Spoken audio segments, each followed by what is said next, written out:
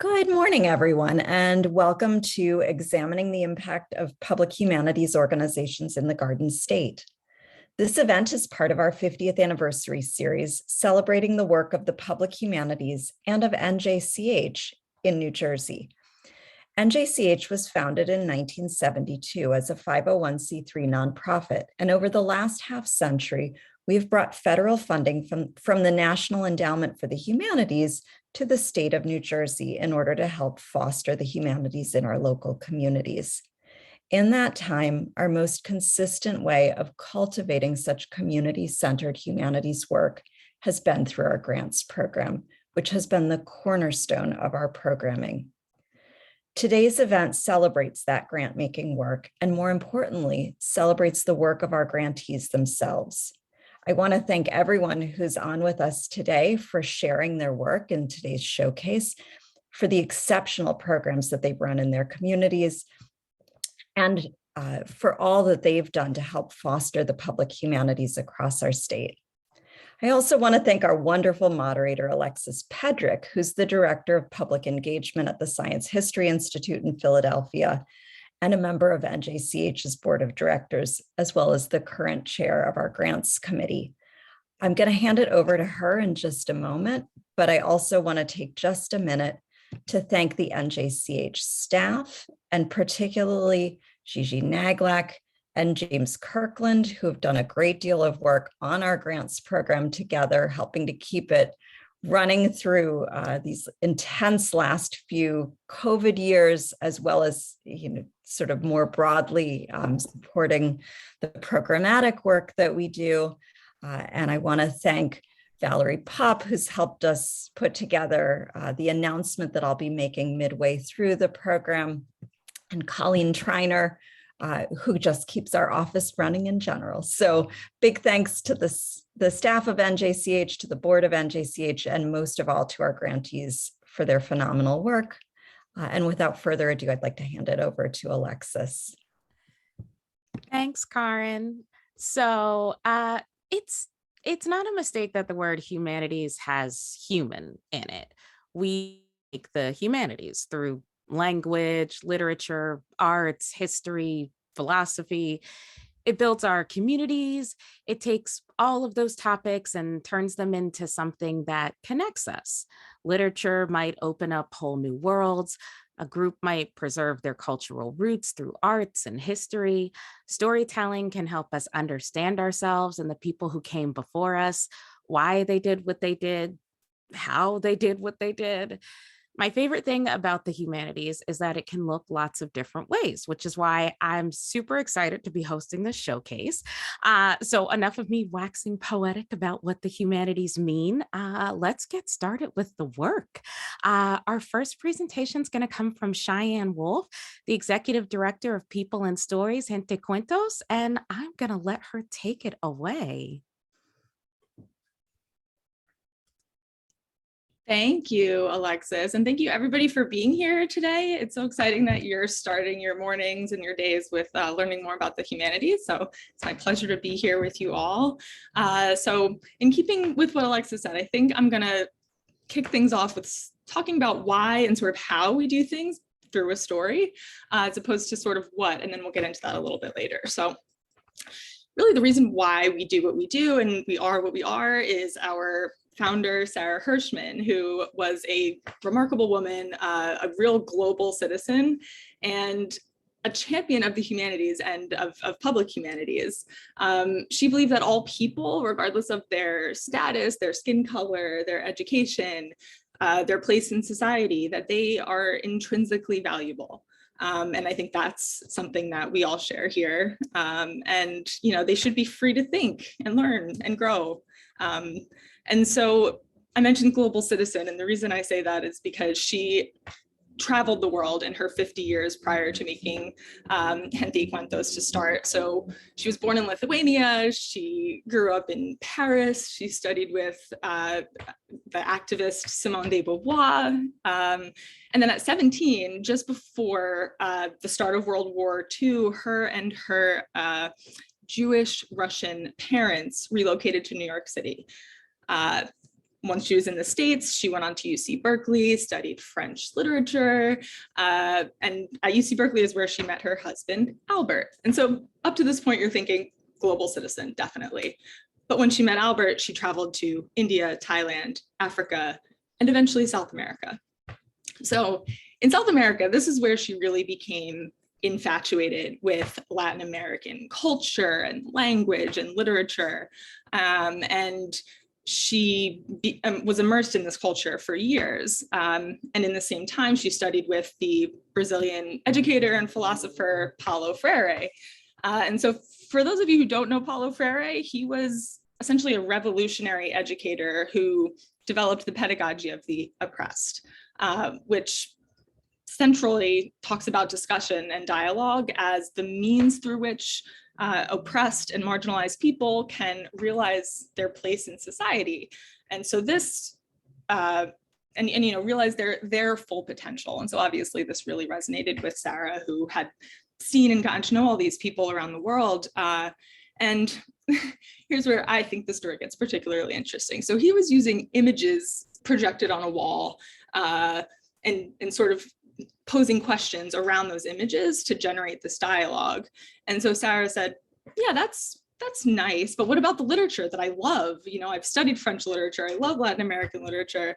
And so apparently Freire liked the idea of Gente y Cuentos, but he was never convinced that undereducated people would be able to understand and analyze and discuss complex literature. He just didn't think it would be applicable to their lives. And of course, Sarah disagreed, firmly disagreed. She said, people absolutely are able to understand and appreciate and deserve access to the literature that reflects who we are as a species, as our human experience. And so this brings us to our first Gente y Cuentos. Well, first of all, this brings us to our slide number 2, Gigi, please. And so she returned to the States and piloted our first Gente y Cuentos program series. I moved to this slide because I just kind of wanted you to see the faces of some of the participants that we serve and some of the things that they've said about our program before I get into our relationship with NJCH. So, like I said, flash forward to today, thanks in large part to NEH and NJCH, excuse me. The program she developed 50 years ago continues to reach marginalized audiences who would otherwise likely be excluded from studying the humanities due to either, a lack of formal education or privilege or opportunity. And so the gentlemen you see here, I believe all 3 of them, they were transitioning from behind bars or other kind of reentry programs into civilian life. And so as you read their testimonials, you can kind of know that about them. And then the young lady was working on getting her GED at the Youth Corps in Trenton. And the man with the sunglasses had been rendered legally blind as a result of violence. And so all of them came to sort of believe in themselves, and obviously our program impact stats up there speak more to that a little bit of what most of our participants, come out of the program with. And so, as you can see, the transformative power of literature that Sarah believed in for so long and believed would resonate with folks like these and really everyone, but we include them, and they are our target audience. And so, okay, Gigi, if you can skip to slide 3. Yes, so I just put together, our mission is opening doors to literature for new audiences. And so the way that we do that is, I think our origin story speaks to, which is really just using a method that makes literature accessible. We use oral reading. So we present the stories orally, and our method kind of probes the literature in a really deep way that makes it relatable. And again, it becomes a useful tool for folks that really never may or may not have seen themselves as readers before. So I'm just going to move us to the 4th slide, Gigi, please. So here's the good part. So NJCH has fueled our work at collaborative partners all across New Jersey. I'm sure some of you are familiar with many of these. Maybe some are new to you, but they are just some of the programs that NJCH has supported us, our work at these partner sites. And together we've delivered more than, 100, oh, I'm sorry, next slide, TG, please. So together we have delivered more than 100 8-week programs. We've trained 39 coordinators in New Jersey. We've served more than 1,500 participants in New Jersey. And a fun fact, our founder way back in the day, she actually obtained our 501c3 status to meet NJCH eligibility requirements specifically. So it's a lot of work to start a 501c3, but she was determined, and thus our kind of fruitful collaboration was born. So in closing, we are deeply humbled by the support that NJCH has given us and our program over the years. And moreover, we're encouraged and inspired by the participants that we serve day in and day out. So on behalf of our participants, their families and their communities, thank you to the New Jersey Council for the Humanities for being a leader in making the public humanities possible. Thank you so much. Thank you. We're inspired. Thank you so much. So, all right. So our next up is going to be Nicole Wines, the program coordinator from Raíces Cultural Center.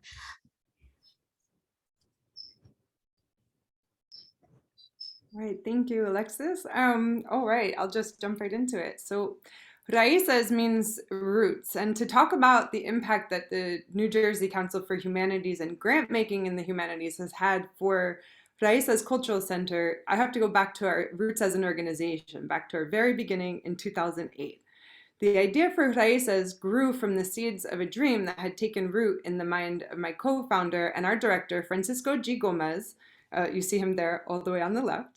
Over 30 years prior, the organization was formed with the intent of creating a home for Caribbean cultural arts in central New Jersey, with the goals of investigating, compiling, documenting, preserving, and disseminating traditional culture through the arts. Next slide.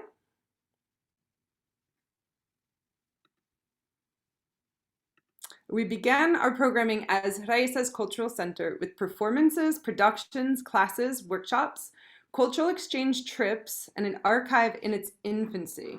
Stacks of folders, books, cultural objects, and resources we weren't yet quite sure how to catalog and share with our community. And often with a photo or video camera in hand to start documenting our own work for our repository. Although our main focus was on the arts, every performance, production, class, presentation, and exhibit included a deep dive into the cultural history of the traditions that we were sharing. Raíces does mean roots after all. Next slide, please.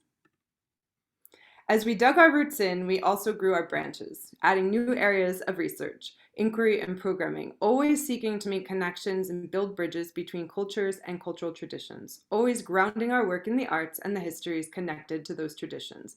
As we grew, our mission evolved and our programming expanded. We began to use and craft language to identify our areas of work beyond the arts: ecoculture, untold and undertold stories, street histories. We dove deeper into research, archival work, and the study of social impacts of and on the artistic forms we were practicing, teaching, and preserving.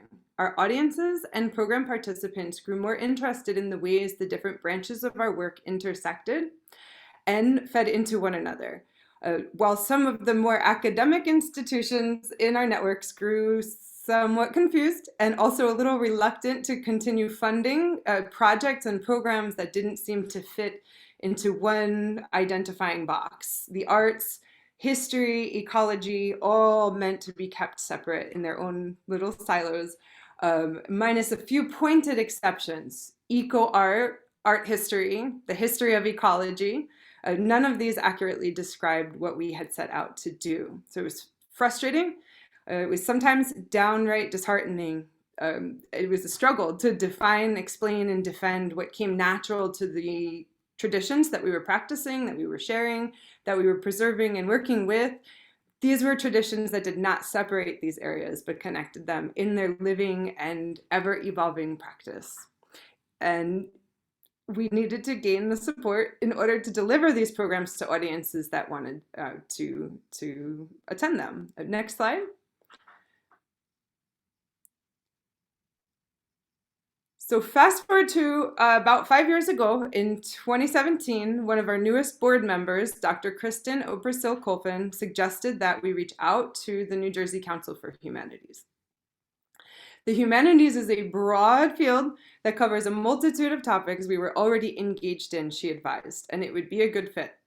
Dr. O insisted that NJCH would be different than many other institutions in that they would understand the importance of the connections between our different areas of work, and that as a funder, they support the idea that expertise in the humanities goes beyond academic expertise and must include community voices and cultural practitioners. Spoiler alert, we took Dr. O's advice and she was correct. Fast forward another 5 years to today, and NJCH has become one of our most significant funders and institutional supporters. To date, we have received support through multiple grant programs, an incubation grant, the Pilot Community History Program grant, and most recently a COVID-19 response grant. These grants, along with other avenues of support and collaboration NJCH has provided us with in the past 5 years, has not only helped us to plan, develop, and deliver projects and programs, but it has allowed us to create a whole new way of working through the support they have given. This support has helped us to redefine, re-strategize our approach, refine our language that we use to describe our mission and our vision, to make connections between the artists, the researchers, the scholars, the community members that make up our community across our program areas, and simply to allow us to continue to do the work that we do. It has also provided the inspiration and foundation for the beginnings of other funders and supporters to take on new perspectives and approaches for supporting the arts, public and community histories, and the humanities. By expanding their approach to supporting humanities in New Jersey, NJCH has facilitated the beginnings of a shift in other institutions in our community. The impact of this cannot be accurately measured in dollar amounts or audience numbers, but it goes deeper. For us, it goes back to our own roots and the traditions that we practice, preserve, and share. And we can only hope that this impact will continue to have ripple effects, not just for Raíces, but for the diversity of incredible organizations and institutions across the state, working in the arts, in cultural heritage, in history, and of course, in the public humanities. Next slide. So I just want to end with saying thank you to NJCH for the support, for inviting Raíces to be a part of today's panel and dialogue, to the other panelists for sharing and listening about your incredible work, and to all the community members near and far who joined in to be a part of this conversation today. Thank you. Thank you. This is what's so exciting, actually hearing and seeing all of this impact, because you're right, like that's the part that really matters. So next up, we're going to have Megan Douglas, the Manager of Interpretation and Public Programs from the Newark Museum of Art. Good morning, everyone. Thanks for having me. I am here today filling in for a colleague, so I'm going to do my very best to make her proud. But today's short presentation is going to be about pivoting to virtual. So we're going to just be uncovering a little bit about how the museum, through the NJCH grant, was able to take these past 2+ years and really turn it for good because of this funding. So we can go to the next slide. Obviously, we all found ourselves in March of 2020 doing a little bit of a scramble. The museum prior to the pandemic really had no offerings virtually. Everything we did was in person, on site, as you can imagine, with a museum with incredible objects. We wanted people to come to us. So we don't even have, a lot to offer on our website, maybe some materials and handouts, but nothing through Zoom, nothing that really could expand past our immediate area here in New Jersey. The museum closed in March of 2020. We did not reopen until June of 2021, so over a year of being closed. But we did very quickly launch our first virtual programs on Zoom in April of 2021. Since then, we've offered over 400 programs. We've reached over 36,000 people via Zoom, and we've also reached over 135,000 people on social media channels such as Twitter, YouTube, Facebook, Instagram, and the like. We can go to the next slide. So what kind of virtual programs did we start to offer? We experimented with a lot of different offerings, and we've seen success with many of them. We've done pre-recorded video drops. That could be with artists, that could be with specialists. We've even done fun things with chefs and things of that nature. We were trying and experimenting with everything. We've done tons of live Zoom programs, which continue to this day. We're doing another one tomorrow night, a little plug there. We do panels and talks focusing on social justice issues, book clubs surrounding those same topics, social justice topics, virtual tours of exhibitions, highlighting our artwork, of course, museum crawls, which is where we would partner with museums in other parts of the world to be able to bring to our visitors virtually different experiences, whether that was through the Picasso Museum or the Dali Museum or places all over the world. We piloted a new program called Art Olympics, where we created an art game show where two museums would actually go head to head. So we were trying to experiment with something fun, something different, something lighter, because we knew that, and we still know to this day that it's been a hard couple of years. And then we also had others. We had Art Roast, which was an art comedy night. We invested in a virtual escape room, which we still offer today, which is done through Zoom. A murder mystery, which is also a virtual game that we offer. Art Bites, which, as I mentioned earlier, is about food. Art Face Off, which is an art-based competition. The list goes on and on. I only have a few minutes, but I could keep going. We can go to the next slide. So as I mentioned, the museum crawls, we were able to connect with other institutions across the world and really bring in other topics. The Newark Museum of Art, based here in downtown Newark, is great for our collections of global Asian art and American art. We have incredible works of art, but we don't have everything. So we wanted to bring in other institutions. The Georgia O'Keeffe Museum, the Mori Art Museum in Japan, and the Dali Museum in Spain are just to name a few. Art Olympics, which is a program that is near and dear to my heart. If you've missed any of them, you can find them all on our Facebook page. Was really, as I mentioned, an idea that was birthed out of how can we have fun with art? How can we make this competitive? How can we make this interactive? We didn't want these live virtual Zoom programs to be just one-sided. So we developed this idea that museums would present works of art based around categories that we created. And then the visitors, the guests on Zoom would actually be able to vote for their favorites, and that's through polls. So we would have fun, we would get a little competitive.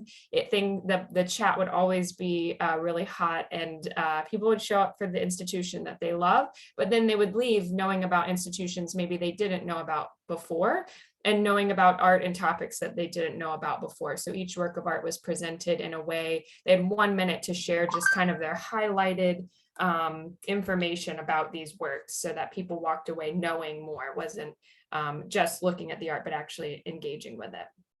You can see on the left some of the comments we got from the surveys, how much people enjoyed it, how much fun it was, and how it left them wanting a little bit more.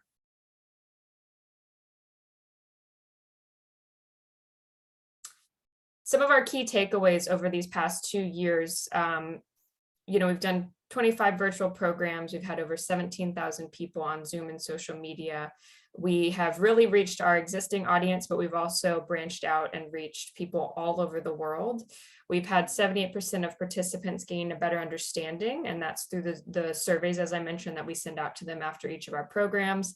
41% with an increased sense of well-being, 35% with a sense of community. And these are all hitting these targeted goals that we had, and that was, really only possible through this grant funding. So since all of this, we've really embraced technology. We're getting more creative. We're thinking about, even more ways we can utilize this, because we don't want this to be an instance where we did it for a couple of years because we had to. We want it to be an instance of how can we now fold this into the fabric of what we do as an institution. And forgive me, is there one more slide? Nope, that's my last one. So let me end by saying thank you for having me. It's a pleasure to join this call, and I'm learning so much about these other institutions. Thank you so much to the New Jersey Council for the Humanities. This would not be possible without you all. We are so grateful and blessed to have you all as a partner. And yeah, we're looking forward to more. So onward and upward. Thank you all so much. Thank you. We are definitely looking forward to more.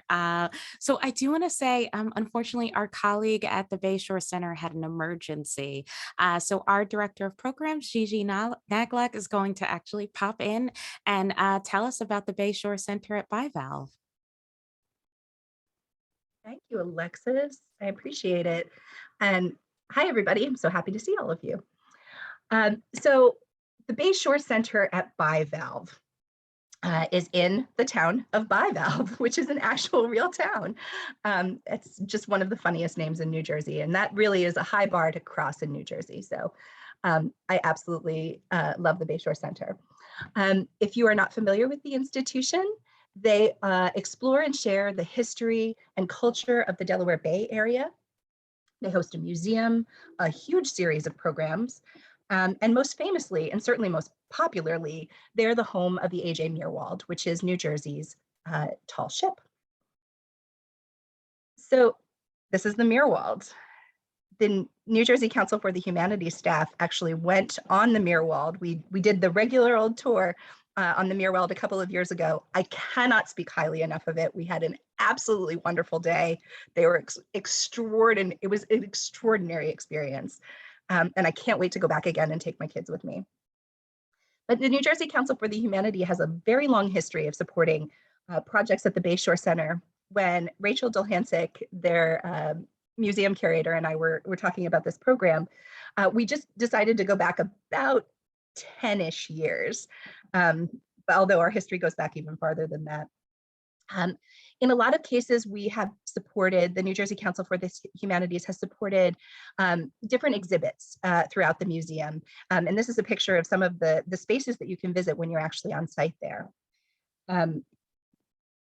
The Abundant Oyster was one of the exhibits in the main museum. All of their work has a lot to do with the history of the Bayshore Center and the environment and the environmental history of the Bayshore area, so the Delaware Bay area. Play on the Bayshore was the first exhibit that I saw at the Bayshore Center, my first visit there, which delved into not just the industry. A lot of the work that they do has to do, sort of looks closely at the industry of the Bayshore area. This one was looking also at the many ways that people have enjoyed the Bay for our long history.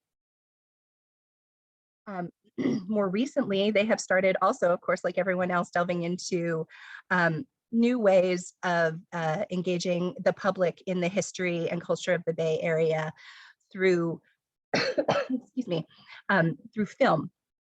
And this is, these are some stills from On the Shell Pile, which is a 2022 film. It's just coming out now. These video oral histories with people who've lived and worked in the Bayshore area. One of the things that the Bayshore Center has really focused on in the last, say, 5 to 10 years in particular, is diversifying and deepening the stories that are told about the Bayshore area, and really making sure that they're capturing a full and rich history of the Delaware Bay. The Bayshore Center has played a critical role in delving deeply into environment and industry of the Delaware Bay, all through the lens of history. So this is another great example of an organization that pulls together multiple strains, interdisciplinary work, and really tries to find ways in which that work intersects and separates from each other. If you have never been to the Bayshore Center at Bivalve, if you have never taken a trip on the A.J. Meerwald, may I strongly recommend that you head down to Cumberland County and check them out so that you can hear so much more than anything that I've said today. And we're thrilled to have the Bayshore Center as a longtime partner. I'm sure we will continue to that partnership long into the future as well. Thank you so much. Thank you. I have been on the A.J. Meerwald too. It's a blast, so you should all go. So last but certainly not least is Tracy Nguyen Meng, from the founder and chief storyteller from Vietnamese Boat People. So I'm going to let you take it away. Take it away. Thank you so much. Good morning, everybody. Thank you for joining us. The Vietnamese Boat People is an organization that is about promoting and sharing the stories of the Vietnamese diaspora community. And if you're not familiar of this community, following the Vietnam War, almost 2 million people risked their lives to flee oppression from the new regime.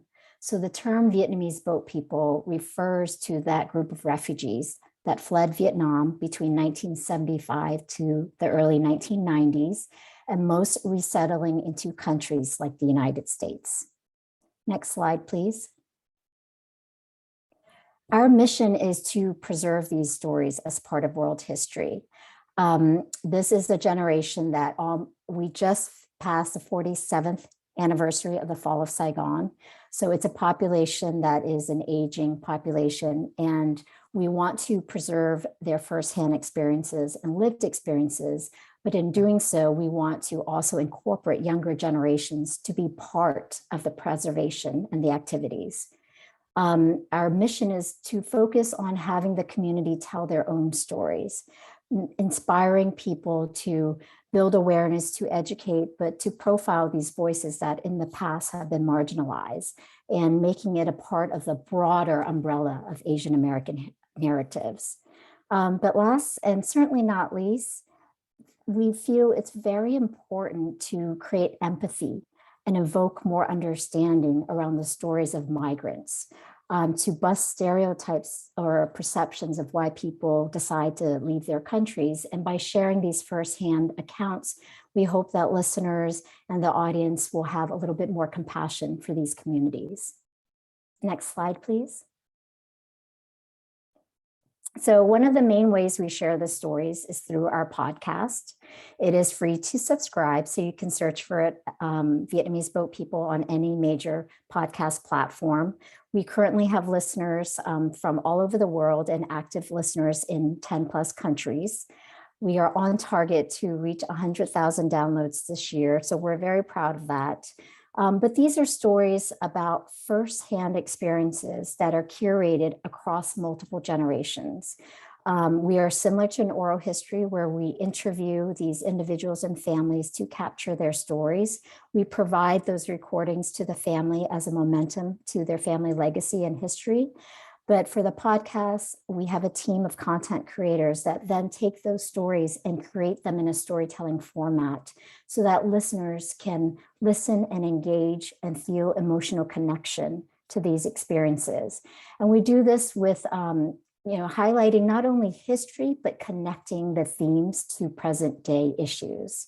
And these are, at the end of the day, stories about the human spirit. So you don't have to be Vietnamese to be able to relate to them. These are stories about people overcoming barriers, challenges, racial discrimination, and the process of assimilation to new cultures. Next slide, please.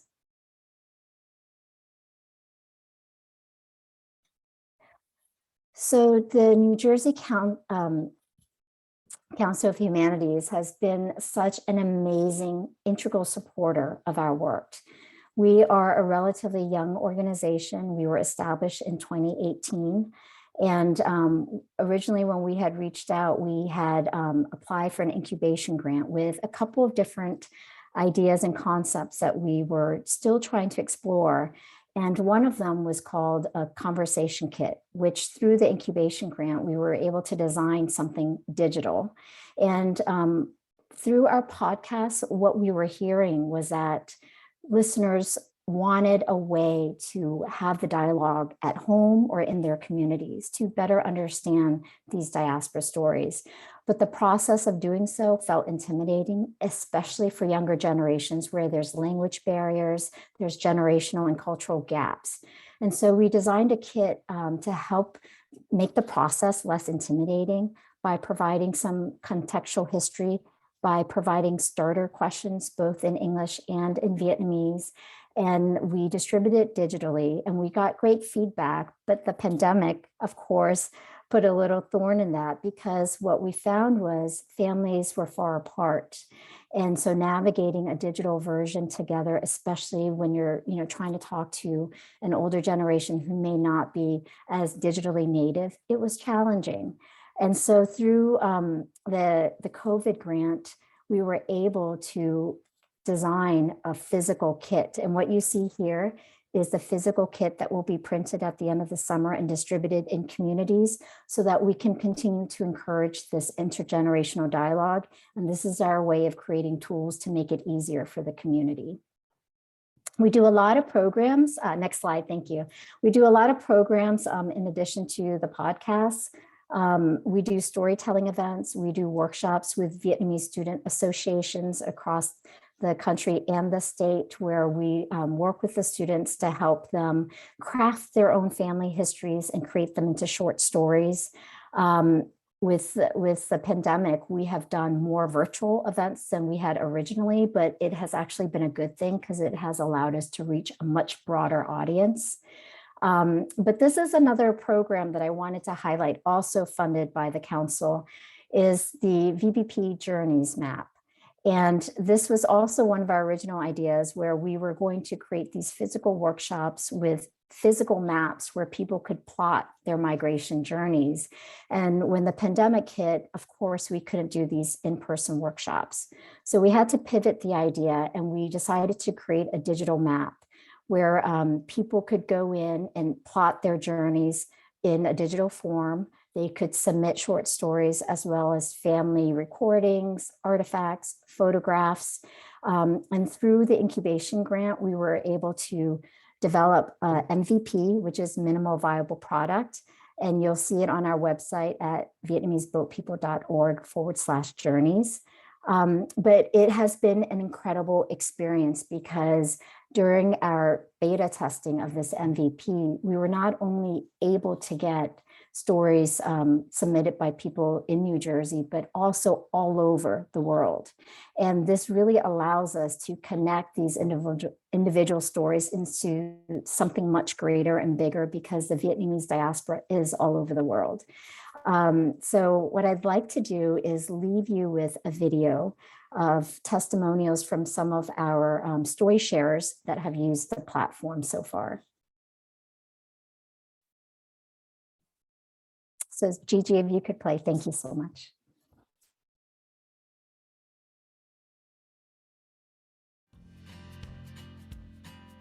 It's been an incredibly healing journey to understand my parents and my cultural past with more clarity. Their story is a huge part of my own identity as a second-generation Vietnamese American, and it serves heavily as a reminder of where we all came from and the challenges we went through to get to where we are now.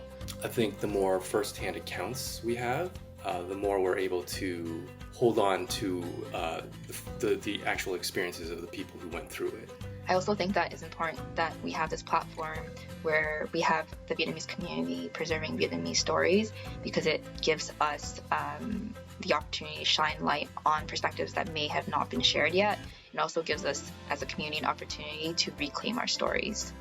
When my parents would tell me about their trials and tribulations when I was younger, I couldn't wrap my mind around it because it was so unwieldy and far from the life that I knew as a child. I just always assumed that people who left Vietnam ended up in Canada, the US, or Australia. The more I listened and the more I learned, I was just like, wow, no, the diaspora is all over the world. And to see it visually represented on the Journeys map, I think is just really cool. I also love that the VBP Journeys map is a project of collective history and storytelling. It enables communities and individuals to tell their stories from their own perspective. And it makes me feel that I'm not alone and that so many other people share similar experiences and upbringings. As the map grows in presence over time, I really hope that more and more of the stories we tell can reach a greater audience, and that it pertains not only just to American history, but to our world history. It's very humbling to trace out everyone's story, knowing that we are all looking and searching for the same thing. It really gives it a sense of humanity.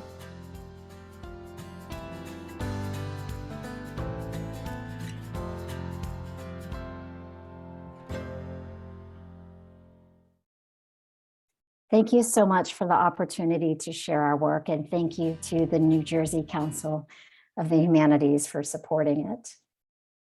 That was excellent. Thank you. What a lovely way to close out. And thank you to all of our presenters for today. I'm really struck by how these very brief presentations managed to give us a picture of the full breadth and depth of the humanities and all this incredible work taking place here in New Jersey. So now I want to turn the presentation back over to Karin, who's going to tell you about the newest way that NJCH is going to be celebrating the public humanities right here in our state. Thank you so much, Alexis. And thank you, everyone. I think that today's presentations showcase the ways in which the humanities are present, as Alexis said, in very broad swaths of our lives. So they're present across New Jersey and also across the world, in Spanish, in English, in Vietnamese. The humanities serve incarcerated individuals, residents of halfway houses and homeless shelters, and senior citizens. They connect people, and they do so in the spaces of science and in the spaces of art. So I think, what we really see through these grantees programs is the richness of the sector.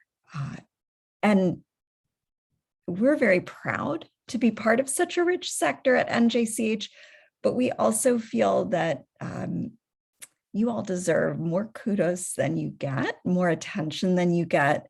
And so we decided maybe about a year ago that we were going to really turn our attention to creating a recognition program for excellence in the public humanities, for exciting projects by organizations that do everything that you all showed that these projects can do today, that are deeply, deeply connected to local communities, but that ripple out across broader communities, that are creative and fun and exciting and engaging, and at the same time rooted in humanities scholarship and humanities practices. So you've done a wonderful job of sort of teeing everything up for me to go ahead and say that we are opening the nominations process today for our Katz Prize for Excellence in the Public Humanities. And I'm going to go ahead and post the link right now in the chat. We are really excited about this prize as an opportunity to showcase work like the work that we showcased in today's event. The inaugural prize will be awarded at our 50th anniversary gala at the Morven Museum on September 29th of this year, and you can find out more about that on our website if you like. And the winner will receive $5,000. We'll also name 2 honorable mentions. We know that this is going to be a very hard decision for our peer review panel, who will be the panel of experts that will be meeting at the end of the summer to review the nominations. We'd like to invite anyone who has been part of an excellent program in the public humanities, either as a participant or as the creator of such a program, to consider submitting a nomination. You can nominate yourself or you can nominate someone else. We absolutely welcome nominations, self-nominations if you see fit, or nominations of other organizations. The web link that I just posted in the chat will lead you to a site that lays out all of the requirements and all of the considerations around eligibility. But I think right now I want to highlight that nominations are due by August 1st, that to submit one, you need to fill out a form that is on that site and upload that form along with 3 pieces of supporting material, and we tried to keep this pretty flexible because we know that the projects are diverse, and that, you know, some of you may want to submit a podcast or a testimonial or a publication, a digital humanities site, an exhibition catalog. All of those are potential options for submission. We lay out a list of things that we could think of as possibilities, but we also invite you, there's an email address listed there, to go ahead and contact us if you're not sure if one of the supporting materials that you want to submit is the right kind of thing. Feel free to ask us. The list that we put together is absolutely not exhaustive. It was just meant to be suggestive. So you'll submit the application form, 3 pieces of supporting material, and then up to 3 letters of recommendation. I do want to say that those are not mandatory. The letters are not mandatory, but they are a way of getting people who have closely experienced the work of your organization to talk about what it meant to them. I would err on the side of people who know the work well, rather than people who have important sounding titles or institutional affiliations, if you're considering submitting one of those letters. And the letter needs to come directly from the letter writer, not from the nominee, or the nominator. So that's sort of a rough sketch of how the nominations will work. The full details are available on our site. We're really excited to open this up to everybody. We look forward to seeing what's submitted. We know that today's sampling of excellent projects, all of which, you know, would be contenders, are just that. They are just a sampling of a very, very rich sector within New Jersey. So reach out to your friends, think about things that you've seen over the last, it's a 5-year timeline. We want things to be relatively recent. So things that you've seen over the last 5 years, and consider nominating someone or nominating yourself, because I think this is going to be a really great new opportunity to really spotlight some of the work that's happening in our cultural sector and across New Jersey. And I think it's worth stating here that every time that we showcase the robustness of the sector, the excellent work that's being done, whether it's your organization or a colleague's organization, whether it's in your neighborhood or it's across the state, it elevates the whole sector, because I think it helps allow our lawmakers, our student populations, our educators, our administrators, all of our audiences to see how much can be achieved through the public humanities. So this is just a really exciting opportunity, I think, for the sector broadly, and for each of you specifically who are watching this program today, to think about how we can elevate, amplify the work that's being done out there. Agreed. And the as we said, the difficult task, right? Before the committee having to choose. I guess we want to open it up to questions, right? We've got a little bit of time. I think those questions can be for the presenters. If you have a question about the prize, you can also feel free to ask that too. But we want to give you guys an opportunity. You can go ahead and use the chat there, and I will keep my eye on it and pull anything that pops up. Let's see. And I actually am going to take advantage of hosting and ask my own question that I'm really curious about. And this is kind of for everyone who's on the panel and who graciously shared your projects and your work.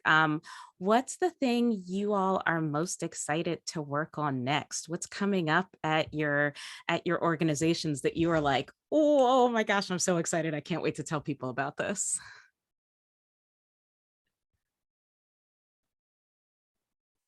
let's see. I see lots of smiles. I see Cheyenne look like you're smiling in a way that's like, oh, I have something. I almost can't hold it in. I'm thrilled because we are hiring 2 new staff people. So all of the work that you've seen will just be hopefully multiplied. So I know that's kind of a thank you. That's awesome. Yeah, we're super excited. It's been, I don't know if anyone else has had this experience, but there's just been a really hard time throughout the pandemic with just staffing at large. Yeah. So we're just thrilled to bring 2 people back this spring, and yeah, we're looking forward to basically all that's in store as a result of just people power. So that's I'm smiling. You should be smiling. Anybody else? Feel free, jump in. Well, go ahead, Nicole. Go ahead, Megan. I mean, it's a little counter to what I presented on, because I talked a lot about our pivot to virtual, but we are very excited to be launching our summer series at the Newark Museum of Art. So this summer, we're going to have numerous outdoor programs, and we're doing this in partnership with the New Jersey Symphony Orchestra. So we are very excited to be opening up our garden. We're still mindful that everything is still going on. So these are programs that will all be safe outdoors, hopefully beautiful weather, fingers crossed. So while we're still continuing this virtual, and we still have, like I mentioned, we have a program tomorrow night in partnership with the Jewish Federation, where we'll be highlighting Louis Bamberger, which is a very prominent figure in Newark history and very dear to our hearts, because he's the reason why we have the beautiful building that we have for the Newark Museum of Art. But on the flip side of that, we're just super excited to be welcoming people back on site in a safe way, outdoors, doing a variety of programs all around either music or art.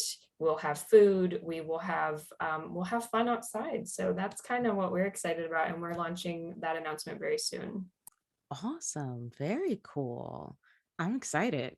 I'm like, okay, let me make plans in my calendar. Nicole, what do you have going on?